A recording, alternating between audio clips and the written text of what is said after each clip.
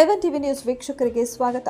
60 ಅಡಿ ಆಳದ ಪಾಳುಬಾವಿಗೆ ಬಿದ್ದಿದ್ದ 2 ಜಿಂಕೆಗಳ ಪ್ರಾಣ ರಕ್ಷಣೆ, ಅರಣ್ಯ ಮತ್ತು ಅಗ್ನಿಶಾಮಕ ದಳದ ಯಶಸ್ವಿ ಕಾರ್ಯಾಚರಣೆ.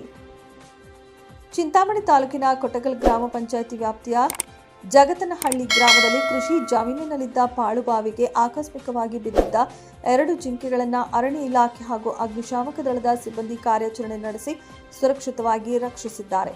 ಜಗತನಹಳ್ಳಿ ಗ್ರಾಮದ ನಿವಾಸಿ ಬೊಮ್ಮರೆಡ್ಡಿ ಎಂಬುವರಿಗೆ ಸೇರಿದ ಕೃಷಿ ಜಮೀನಿನಲ್ಲಿ ಸುಮಾರು 60 ರಿಂದ 70 ಅಡಿ ಆಳದ ಕಲ್ಲು ಕಟ್ಟಡದ ಪಾಳುಬಾವಿ ಇದೆ.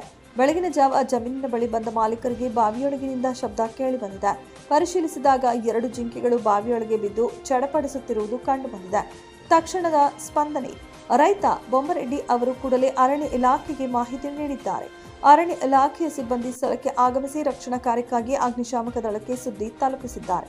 ಸ್ಥಳಕ್ಕೆ ಆಗಮಿಸಿದ ಅಗ್ನಿಶಾಮಕ ದಳದ ಅಧಿಕಾರಿಗಳು ಹಾಗೂ ಸಿಬ್ಬಂದಿಯಾದ ಜಯನಾಯಕ್, ಲೋಕೇಶ್, ಶಶಿಧರ್, ರಾಜು ಮತ್ತು ವಿವೇಕ್ ರಾವ್ ಅವರು ಹಗ್ಗಗಳ ನೆರವಿನಿಂದ ಅತ್ಯಂತ ಜಾಗರೂಕತೆಯಿಂದ ಬಾವಿಯಲ್ಲಿದ್ದ ಜಿಂಕೆಗಳನ್ನು ಮೇಲಕ್ಕೆತ್ತಿದ್ದಾರೆ.